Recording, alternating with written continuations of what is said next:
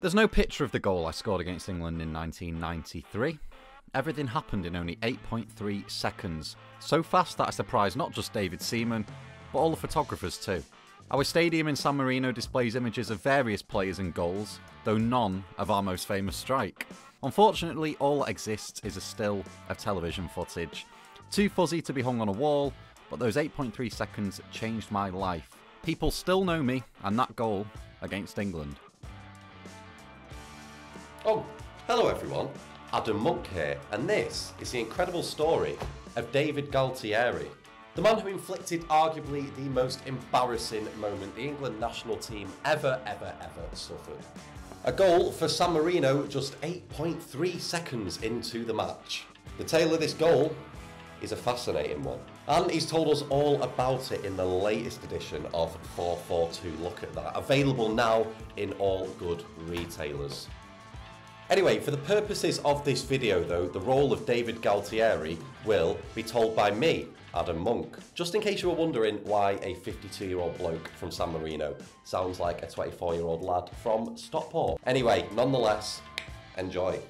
In November 1993, English football was still plagued by hooliganism. Because of that, when we were scheduled to host England in the last qualifier for the 1994 World Cup, it was impossible for the match to be held at our normal home, the Stadio Olimpico di Saravelli in San Marino. Maybe 600 or 700 visitors arrived from England. Some stayed in Rimini, about 15 miles away from San Marino, and they caused quite a bit of trouble. It was all over the news for many days. As police units flooded in from everywhere to tackle them, that's why the match was switched to an alternative ground, to make crowd control much easier. The game was on a Wednesday evening, so on the Tuesday we travelled 65 miles northwest to Bologna and headed straight to the Stadio Renato Dell'Aro for our final training session. Massimo Bonini was amongst our squad. He was the best player in the team. He was our point of reference on the pitch, who'd always push us up the field and drive us forward. He made us feel secure. He'd played for Juventus and Bologna, so he invited two of his friends, Ivano Bonetti and Marco Di Marchi, to join us at training. They both played for Bologna as well. At the end of the session, we practiced free kicks and you could see the difference between them and us. They had a pub together in the city, which we popped to afterwards. We walked around town and it was quite emotional. Everyone was looking at us in our smart San Marino tracksuits. We were a group of friends, and we'd joke with each other. Simply to play against top internationals, guys we'd normally see on TV, was already the prize for us. All we could do was give 100%. It was unthinkable to ever keep up with the major nations, so whenever possible we tried to keep the ball and use up some minutes really. We suffered heavy defeats, no one wanted to lose, but it was inevitable.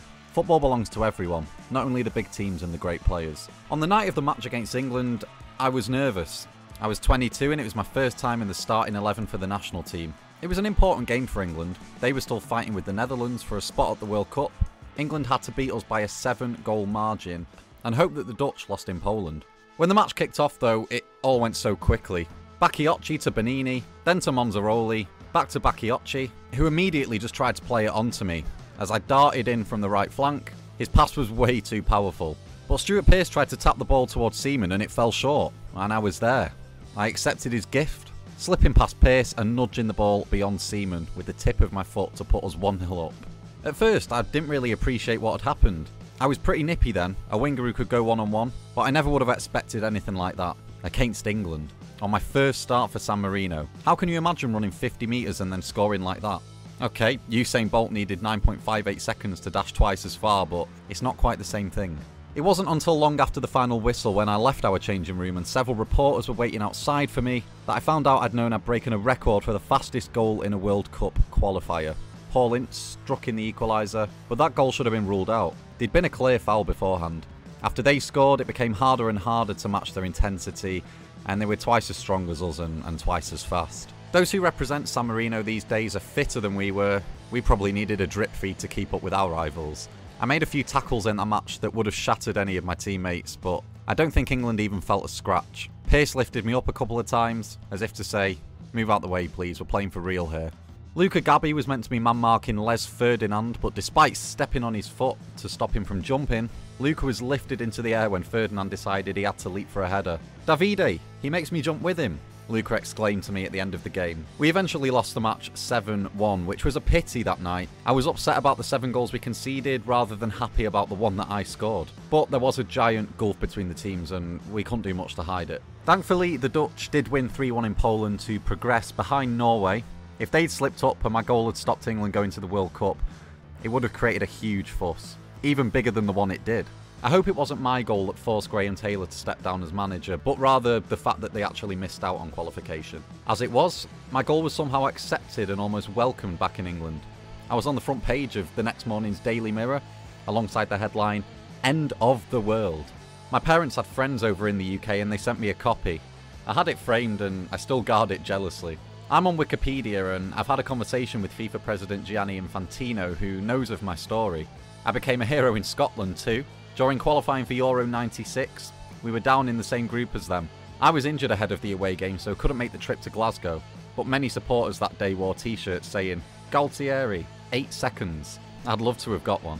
My teammates said the Scotland fans couldn't wait to see me play, and that I was their idol because of what I'd done against England. My brother is a doctor, and 2 years later he participated in a football tournament for European hospitals, which was actually in Scotland. When people heard that he was my brother, he enjoyed free food and drinks for 2 days. These days, I'm a computer salesman with a small company and a shop. Things turned out well, and many of my teammates from that England game are doing fine.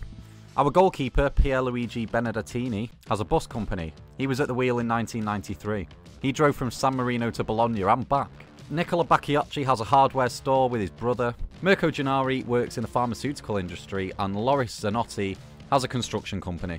Mauro Valentini is an accountant, Massimo Bonini is an estate agent, and Claudio Conti works at San Marino Mail, and Pier Domenico Della Valle is employed by the San Marino State Electrical Company. William Guerrera is a painter, while Pierangelo Manzaroli is the manager of a local football academy. I also coach San Giovanni, a small futsal club here.